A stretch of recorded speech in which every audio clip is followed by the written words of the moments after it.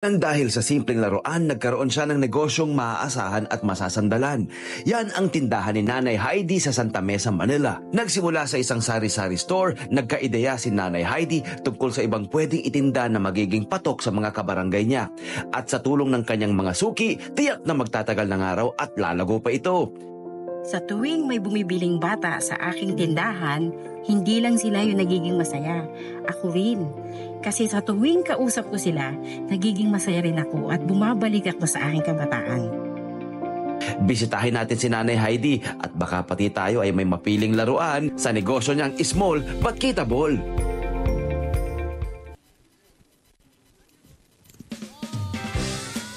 Pati naman natin isang magandang umaga si Nanay Heidi Larenas. Good morning po. Ipakita natin to. Pakita natin tong laruan niya. Si Yan na. Ito yung laruan niya. Ready ka na? I-press ko na. Uy, ayun na. Ang ganda. Ang ganda ng itsura. Nakukyutan ako. Sorry. Sabi ng kaibigan ko na. Hindi. Pero patok na patok. Kung sa'yo ka patok na patok, nanunumbalik ang pagkabata mo. What for ang mga kabataan na market? Diba na customer ni Mami Heidi. Mami, bati ka naman sa inyo mga kabarangay. Magandang umaga po sa lahat ng kabarangay ko. Ayan. Yes! Sa lahat ng barangay At syempre, sa Pilipinas. pasalamatan natin ang Barangay 606. Thank you po. Dahil magkatabi lang pala yung palaruan nila. Kaya, Ma'am Bet. Maraming Ayan. salamat, Ma'am Bet. Ito na. Oh. Ninegosyo mo talaga ang laruan. Opo. Paano mo to natutunan na, laruan? Kasi usually my friends, sari-sari store. Nag-start siya po sa ako sarili. sa Ayun sari nga, store. yun nga. Opo. Diba? Pero nag-shift ka eh. Kasi po nung nag-pandemic, usual po kasi mga na-expired na tapos nagsarado po ako ng 1 year. Oh, matagal-tagal. Tapos nag-isip po ako ng mga bagay na pwede kong pagkakitaan. Naisip ko po mga laruan kasi usual, hindi pa dito sa amin. Kasi usual, sari-sari. Parang store. wala kayo nakikita na nagtitinda, no? Oo, Pero naaral mo to, I'm sure, Mami, no? Kasi maraming mga bata rito. Maraming mga bata po. Meron Tsaka naman ako na sa nanay ko, bata pa lang ako, may tindahan na kami. Oo. At ito, nag-umpisa talaga. ang may pakana daw kasi din yan, meron siyang isang friend na bata rito. Masugid na customer. Oo, correct. Masigasig na customer. Masigasig si Tabi. Tama ba, Tabi? Tabi! Yes po. Di ba, mamaya si Tabi tatawagin natin mamaya kasi siya ang dahilan bakit ka nagkaroon ng laruan Opo. na Paano nangyari tindahan. yun? Kasi nung siya, Mama Heidi, tawag kasi sa Tawag akin sa'yo, ng mga Mama? bata. Lahat ng mga bata rito, Mama Heidi. Cute! Ako ang mama ng barangay. Yun! Yun yung sinasabi ko. Kasi my friend, di ba minsan, ang magkakabarangay, may concern kayo sa isa, may malasakit kayo. Pamilya kayo eh. Maliit Extended kayo family, na. Maliit diba? kayo na komunidad. Maliit na pamilya na yan. Correct. Pamilya na yan. Tapos, Nung sabi niya, Mama Heidi, ba't di ka magtinda ng mga laruan? okay. Sabi niya, kasi maraming bata. Oh. O sige, inumpisahan ko lang po sa konti, sa pituan lang. Biglang nag-bloom na, buksan ko na ulit yung tindahan ko. Kaya dinamihan ko na kahit papano. Kahit dinagdagan ko na yung mga laruan. Yun! Hanggang sa naging legit na toy store na Toy siya. Saan mo nakukuha yung mga laruan? Sa Divisoria po. Siyempre. Divisoria Alam mo naman, po. Divisoria yung mga pangkultuhan naman. dun. Shout out Paburahan, sa TV. di ba? Apo. Eto na, papasukin na natin si Tapi. Kasi siya raw yung naging suki nito. At merong kwento si Tabi. Bakit siya yung suki? Oh, yan. Diba? Halika, Tabi. Halika, Hi, pasok Tabi. ka rito, Good morning. Tabi, ha? Si Tabi po Malalaki. ay malaki po sa aming lahat. Tangkad. Tangkad Bakit niya. ganyan, Tabi? Tabi, ilang taon ka na, Tabi? 12 po. 12 lang. Ang tangkad na yan, di ba? Mag-good morning ka muna sa Good kanila. morning. Good morning na 25. Good morning na 25 and sa aming mga kabarangay. Yeah.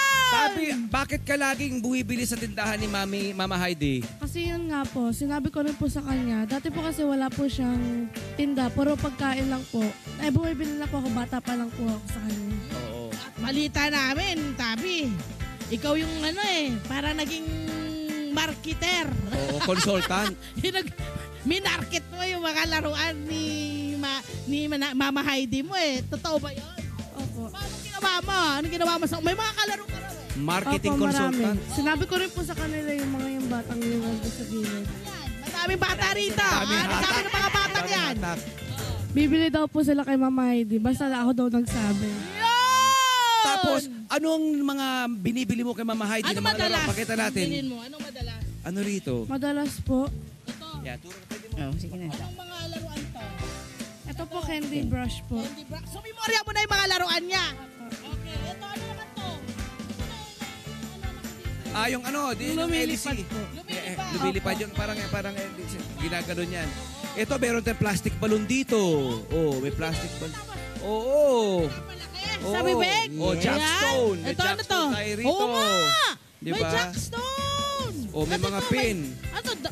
Labubu. Oo, diba?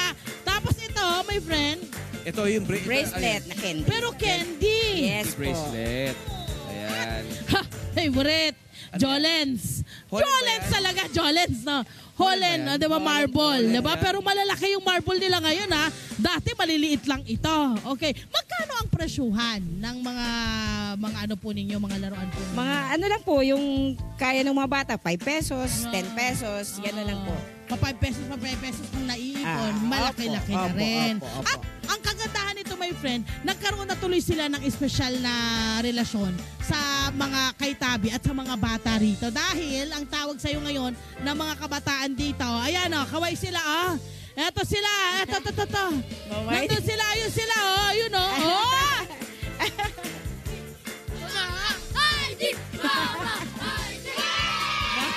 Ang galing! Mahusay! Diba? So, yun yung maganda, my friend. Kumbaga yung mga, halimbawa, yung mga magulang na nagtatrabaho, busy. Abay, merong merong taga-tingin. Oh, yung anak mo. Nandun sa pinapunta ko rito. Di ba yung mga ganyang factor, di ba? Eto na, my friend. Mama Heidi, paano ba nakatulong itong tindahan sa pang-araw-araw ng pamilya? Alam nating nakatulong. Sobra. Yes po. Ano Yes kalaki po. ang tulong? Ay, malaki rin po na itutulong kasi minsan sa pambaon ng anak, sa pamasahe. Ilan ba ang pagpasok, anak niyo, 4 Mama? po. Yun, my friend. Usapan Mahirap natin yung yun. mga anak. Ito, Apo. maganda rito. Ang maganda rito. Alam mo ba, si Mama Heidi ay nakapag-produce ng magna cum laude graduate. At Diba? graduate na halos lahat. Diba? Isa na lang. Isa na lang po. Isa na lang natitira. Congratulations, ma'am. At ang kagandahan doon Si sa kanyang Jericho. magna cum laude, dalawa sila rito. Inawardan ng barangay. Oo. Kasi nga naman, achievement. Anong pakiramdam? Ay, sobrang saya po. Kasi di ba, silang dalawa ang magna cum Umiyak-iyak. laude. Di ba, ang barangay. Correct. Nakakaiyak. Kauna-unahan daw eh. Naiyak ka, mami. Yes po, syempre po. Achievement po ng magulang. Oo, si Jericho po ito. Si Yes Jericho po, at saka yes si po. Yung pong kapitbahay namin po yung isa. Mag-friends daw Classmate yung dalawa. din po sila. Classmates sila. Husay. Napakahusay, diba? Yun naman ang kagandahan ng mga anak na tinitingnan may malasakit sa mga magulang. Tama. No? Na talagang nagbubuno. Talagang nagsusunog ng kilay, sabi nga nila. Tama. Para may balik naman sa mga magulang yung hirap. Ayan. Yes po. Itong inyong bebenta ng mga laruan, masasabi nyo ba na maganda siyang klase ng business, lalo na sa mga nanay na katulad po ninyo, halimbawa na naghahanap din ng Yes pwedeng po. pagkakitaan. Yes po, Paano kasi niyo po nasabi? maganda po itong mga laruan. Unang-una, hindi na expired. Yun! Hindi kinakain ng mga Kung ano mababait. man. Hindi mo na kailangan iligpit pag nasa tindahan. Dyan lang siya. Kailangan lang matutong magligpit. Yes! Mga laruan ng mga Laruan. bata. Mga bata. Oo, yun lang yun. Aba, nandito pala si Jericho ngayon. Jericho, halika. Ito pala si Jericho. Yes Naku po. naman, Jericho, halika rito. Diba, ang lalaki namin. Si Jericho ay kuya niya. Hindi. Joke lang. Hindi. Congrats, Jericho. Magna para cum masatag laude. na si Tabi. Anong course mo? AP English po. Bachelor of Arts in English Languages and Studies. Yan ba? Kaya nag-aral. Sa Polytechnical University of the Philippines. Oh. Hello, Piyup yan. Pareho kayo taga Pareho, PUP. pareho pala. Ano ang naging inspirasyon mo? Bukod sa, syempre, sa nanay mo, ano yung naging inspirasyon mo para pilitin or makatapos? Kasi alam mo namang, I'm sure, hirap. Yes po. Inspirasyon ko po talaga si Mama kasi gusto ko, may promise din po ako sa kanya dati po na if makapagpera na ako, magpundar na po ako. Gusto ko po siya makapunta din po Japan kami pong family. Sarap! Mangyayari yun. Di ba, Malapit my na friend, mangyari yun. kadalasan kasi, madalas, di ba, pag ganyan, pag pinagtapos na, ang mga naiisip na agad, pwede magkaroon sila ng sariling pamilya. Ito hindi, mama muna. Kay mama muna, paparamdam ko sa kanya kung Yun ano naman yun. di ba, kung ano yung mga Yung kailangan. mga mabubuting anak. Yan! Yun. Kaya tayo. Congratulations, friend. Galing natin Ano lahat. ang iyong mensahe sa iyong nanay?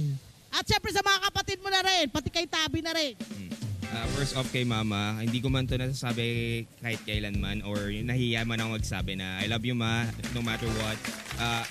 I'm happy na I made you proud na tapos ako naman niya cum laude. Kahit di ko naman na ma-achieve ko to. Yes, hindi ko talaga inaasahan talaga na maging manya cum laude talaga ako. And kay Tabi, thank you sa pag-aalaga sa mama ko. Thank you talaga kahit nagsusulog talaga ako ng kilay, andiyan ka pa rin sa mama ko. Kaya thank you very much talaga. Tabi, ano message mo kay Mama Message mo Heidi? kay Mama Heidi. Yes. Mama Heidi, palagi kang maging mabait syempre sa mga anak mo rin. Kaya huwag ka rin sumigaw-sigaw minsan. That is so normal. Sometimes may ganun talaga. Lalo pag matitigas ang ulo at hindi Tama. sumusunod. Kailangan yun. Ang galing, di ba? Parang anak Ang na rin. pinanggagalingan kasi nun yung takot na mapariwara. Kaya Yes minsan po. nailalabas sa ganong emosyon. Ano po ang inyong mensahe sa inyong mga anak, Mama? Wala, ang pangarap ko lang naman sa kanila makatapos silang 4. Yan lang Tatlo na yung tapos. Aha. Isa na lang. Isa na lang ang aking bubunuin. Hi! Sa mga profile, mga Kanet 25. This is Love Anyover po. For more love, Tunipet, and Song updates, just click the subscribe button and follow us on our Net25 social media pages at Net25 TV and Net25 Entertainment Facebook. See ya. I love ya.